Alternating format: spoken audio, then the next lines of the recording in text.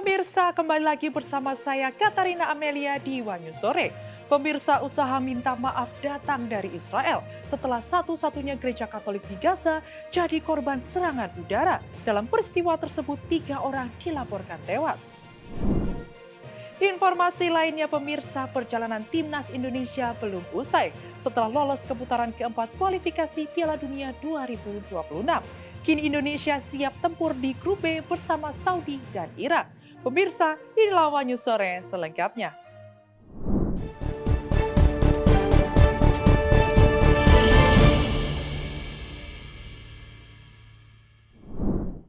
Wakil Menteri Sekretaris Negara Juri Ardiantoro menjelaskan alasan Presiden Prabowo Subianto tidak menggelar upacara HUT Kemerdekaan Republik Indonesia ke-80 di IKN.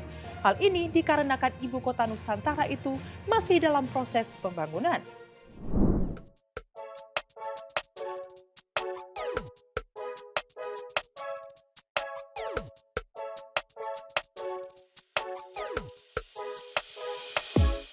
Wakil Menteri Sekretaris Negara Juri Ardiantoro mengungkapkan alasan Presiden Prabowo Subianto tidak melakukan upacara perayaan kemerdekaan HUT ke-80 Indonesia di Ibu Kota Nusantara atau IKN.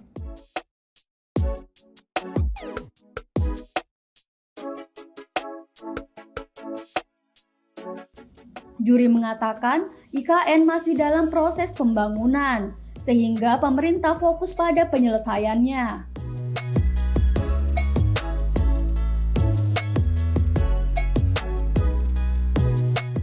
Ia menyebut upacara detik-detik proklamasi akan dilakukan di Jakarta, namun di IKN akan tetap ada upacara.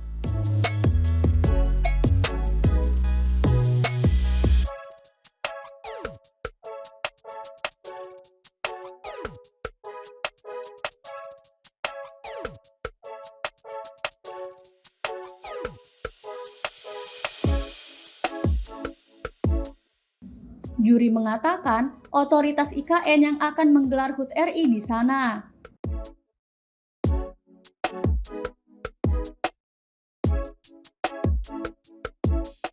Hal itu disampaikan di Gedung DPR Senayan, Jakarta pada Kamis 17 Juli.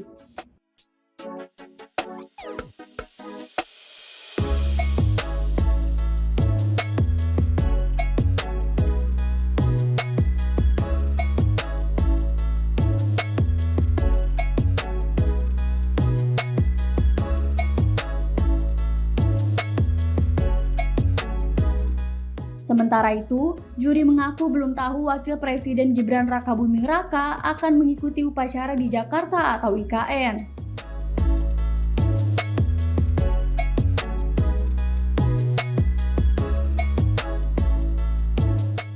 Diketahui, Presiden ke-7 Joko Widodo atau Jokowi melakukan upacara perayaan kemerdekaan HUT ke-79 Indonesia di IKN pada tahun lalu.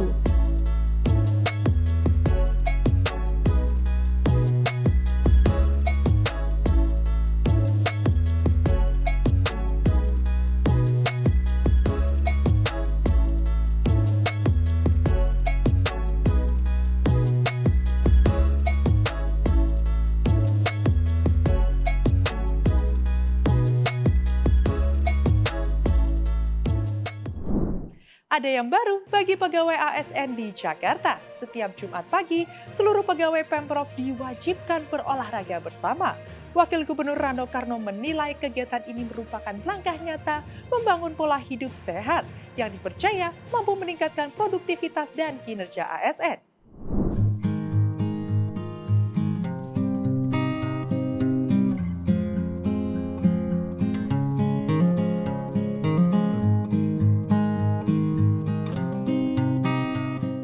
Pemerintah Provinsi Jakarta mewajibkan ASN Pemprov Jakarta berolahraga setiap Jumat pagi. Kegiatan ini bagian dari kampanye Jakarta Berjaga 2.0 yang mulai digelar pada Jumat 18 Juli.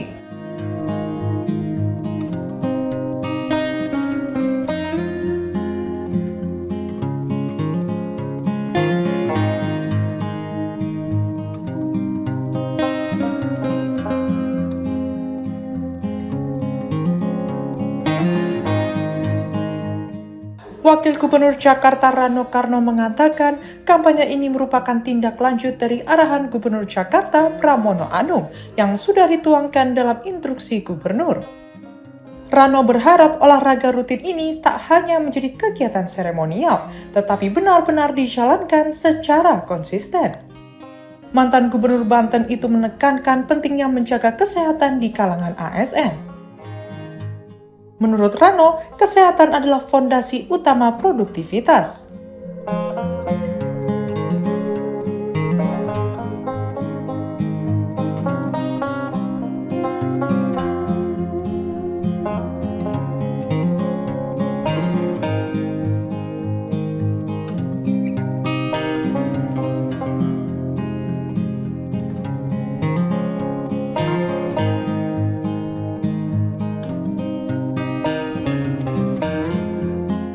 Kepala Dinas Kesehatan DKI Jakarta Ani Ruspitawati mengatakan data hasil pemeriksaan kesehatan ASN pada 2024 terdapat 62% ASN mengalami obesitas, di mana 15,4% overweight, 27,7% hipertensi, 5,7% diabetes mellitus, 24% kurang bugar, dan 15% memiliki masalah kejiwaan.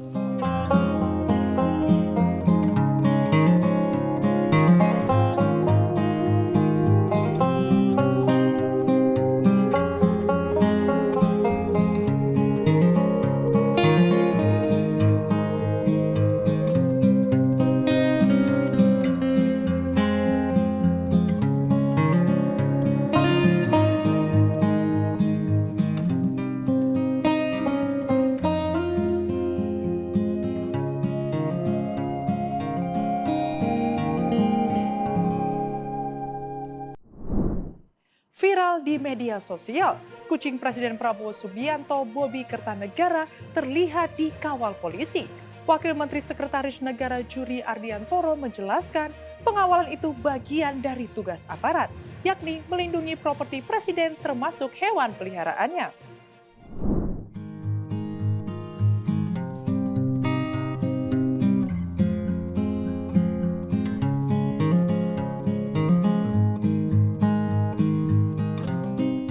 Sebuah video menunjukkan hewan kucing peliharaan Presiden Prabowo Subianto, Bobi Kertanegara, dikawal sejumlah polisi. Dalam video yang ramai diperbincangkan itu, sejumlah warganet menilai pengawalan Bobi berlebihan. Menanggapi hal itu, Wakil Menteri Sekretaris Negara Juri Ardiantoro menyatakan aparat tidak hanya bertugas menjaga seorang presiden, melainkan juga properti milik Presiden, termasuk kucing peliharaan Presiden Prabowo Subianto, Bobi Kertanegara.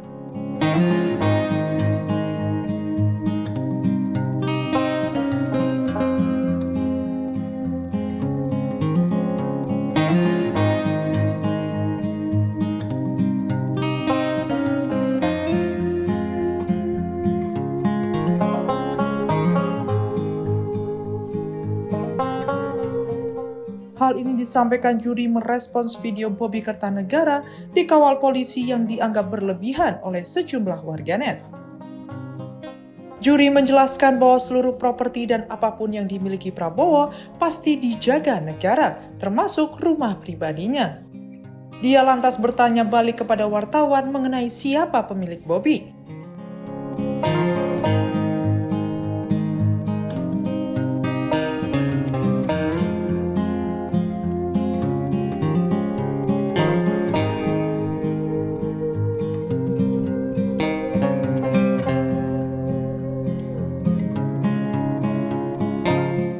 Menurut dia, warganet tidak berhak memprotes ketika negara sedang menjaga properti presiden.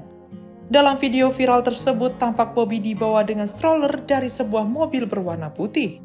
Bobi pun didorong dengan menggunakan stroller sembari dijaga oleh sejumlah aparat kepolisian.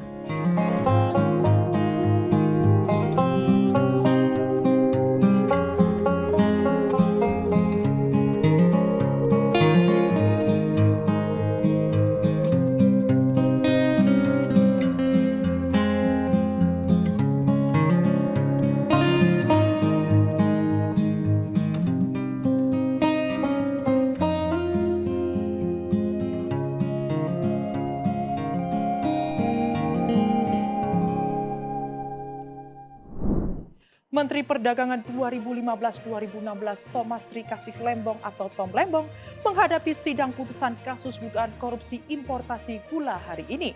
Putusan itu dibacakan Hakim Ketua Pengadilan Tipikor Pengadilan Negeri Jakarta Pusat.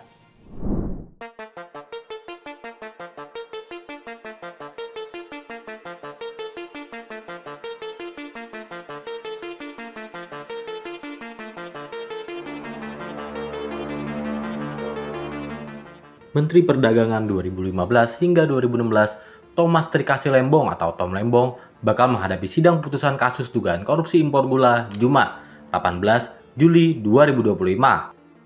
Putusan akan dibacakan setelah Tom menjalani sidang selama 4 bulan di Pengadilan Tindak Pidana Korupsi atau Tipikor pada Pengadilan Negeri Jakarta Pusat. Hal itu dikatakan oleh juru bicara Pengadilan Negeri Jakarta Pusat, Andi Saputra, dalam keterangan tertulisnya Kamis 17 Juli 2025.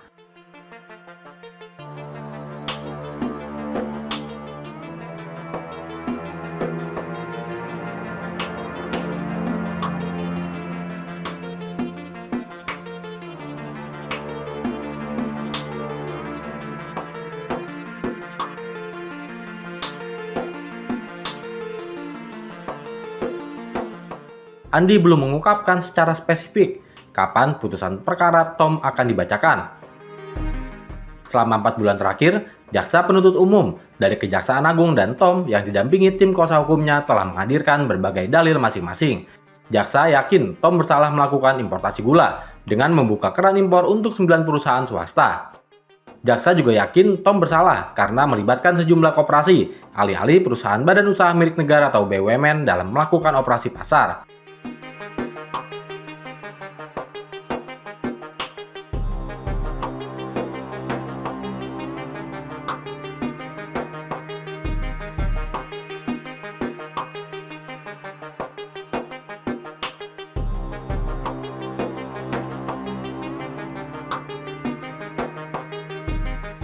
Sementara itu, Tom dan pengacaranya menepis tudingan jaksa. Mereka yakin kebijakan itu tidak menyalahi aturan dan dilakukan demi mengendalikan stok bahan pangan gula di tanah air.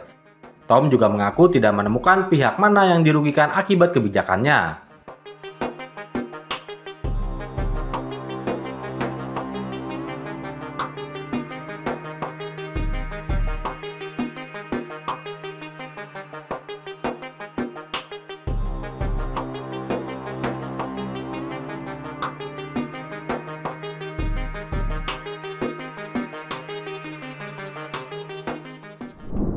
Modus love scamming kembali terungkap. Petugas imigrasi Jakarta Selatan berhasil mencegah seorang wanita berangkat ke Pakistan.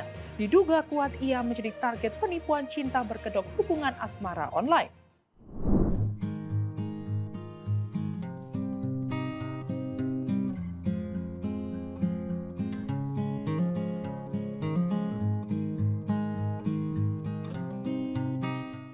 Petugas kantor imigrasi Jakarta Selatan berhasil mencegah seorang perempuan yang ingin menemui pacarnya di Pakistan.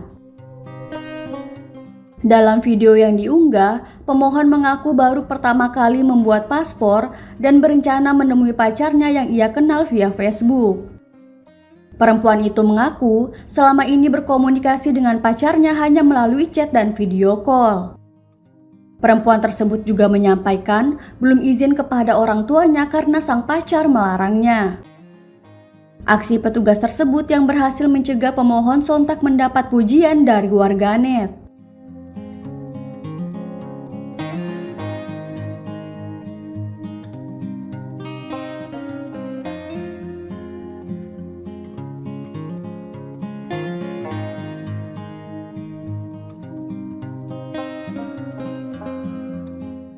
Sementara itu, Kepala Bidang Teknologi Informasi dan Keimigrasian Kanwil Jakarta Selatan, Daud Satria Birawa membenarkan kejadian tersebut.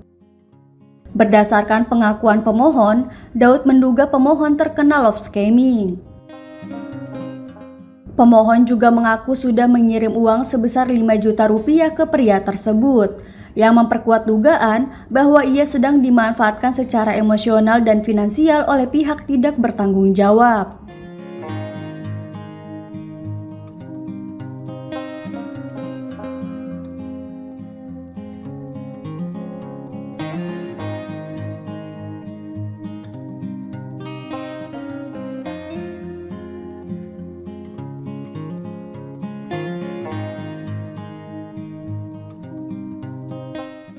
Daud mengatakan, pola klasik seperti ini sering ditemukan dalam modus love scamming yang bahkan dapat mengarah pada eksploitasi dan tindak pidana perdagangan orang atau TPPO.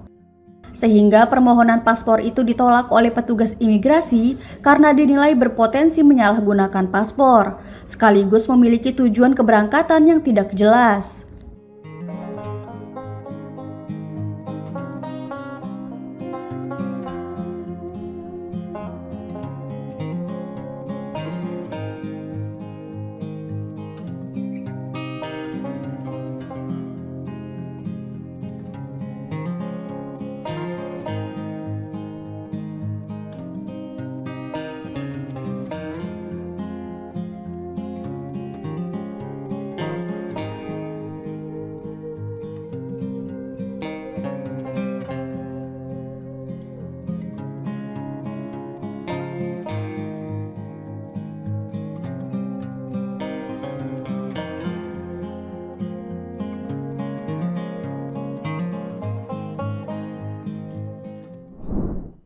Momen langka terjadi saat pemerintah Israel menyampaikan permintaan maaf usai militernya membom satu-satunya gereja Katolik di Gaza, Palestina pada Kamis 17 Juli 2025.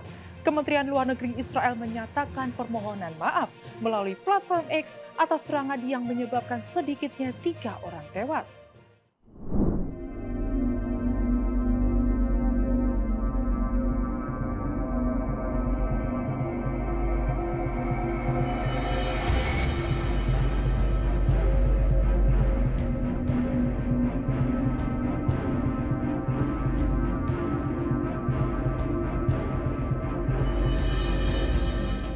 Pemerintah Israel menyampaikan permintaan maaf usai militer mereka membom satu-satunya gereja Katolik di jalur Gaza, Palestina pada Kamis 17 Juli.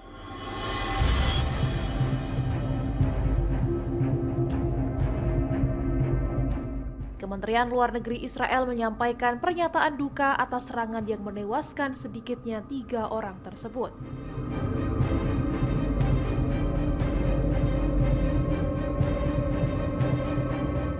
Dalam keterangannya, Israel mengklaim tidak pernah menargetkan situs keagamaan seperti gereja.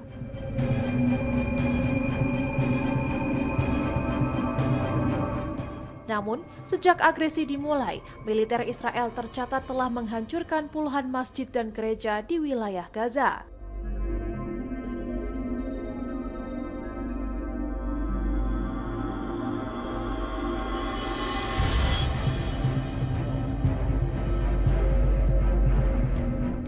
Laporan PBB bulan lalu menyebutkan bahwa Israel melakukan kejahatan terhadap kemanusiaan dengan menyerang warga Palestina yang berlindung di tempat ibadah dan sekolah.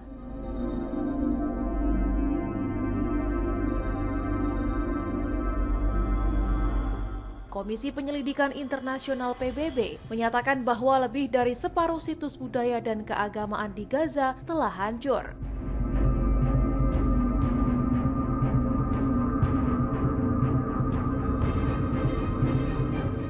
Selain itu, lebih dari 90% bangunan sekolah dan universitas di Gaza juga dilaporkan rusak berat.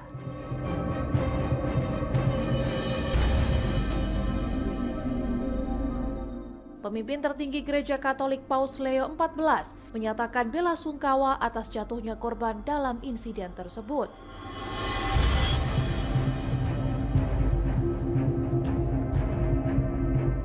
Paus juga menyampaikan doa bagi para korban luka dan mendoakan perdamaian di tengah konflik yang masih berlangsung.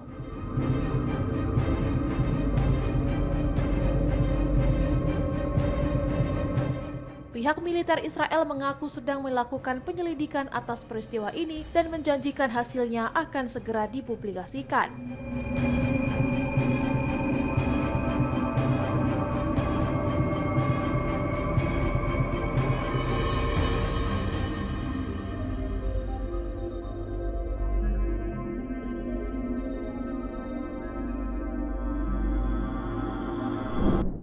PT Patrick Kluivert siapkan jawaban atas tantangan berat di grup B setelah dihantam Jepang di ronde ketiga.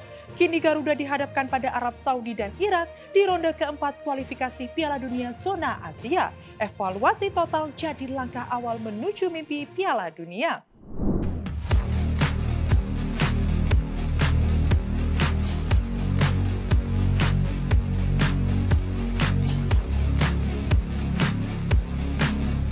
Timnas Indonesia dipastikan akan tampil di putaran keempat kualifikasi Piala Dunia 2026 Zona Asia yang mulai digelar pada Oktober 2025 mendatang. Dalam undian resmi yang dilakukan Konfederasi Sepak Bola Asia atau AFC pada Kamis 17 Juli 2025 di Kuala Lumpur, skuad Garuda tergabung di grup B bersama dua kekuatan besar Asia yakni Irak dan Arab Saudi. Pelatih kepala timnas Garuda, Patrick Kluivert, menyebut hasil drawing ini menempatkan timnya di grup yang sangat berat. Penilaian itu tak lepas dari perbedaan signifikan peringkat FIFA antara Indonesia dan dua lawan beratnya tersebut. Hanya peringkat satu dari masing-masing grup yang akan melaju langsung ke putaran final Piala Dunia 2026, menjadikannya setiap pertandingan sangat krusial. Juru taktik asal Belanda itu pun tak tinggal diam. Ia menyadari perlunya evaluasi besar-besaran untuk meningkatkan performa tim. Terlebih, kekalahan telak 0-6 dari Jepang di laga terakhir ronde ketiga pada 10 Juni lalu masih membekas. Hasil itu menjadi tamparan keras bagi JHS dan rekan-rekannya. Pelatih asal Belanda itu juga menegaskan bahwa dirinya berjanji bersama tim pelatih akan memaksimalkan waktu persiapan demi membawa Garuda terbang tinggi dan mewujudkan mimpi tampil di Piala Dunia.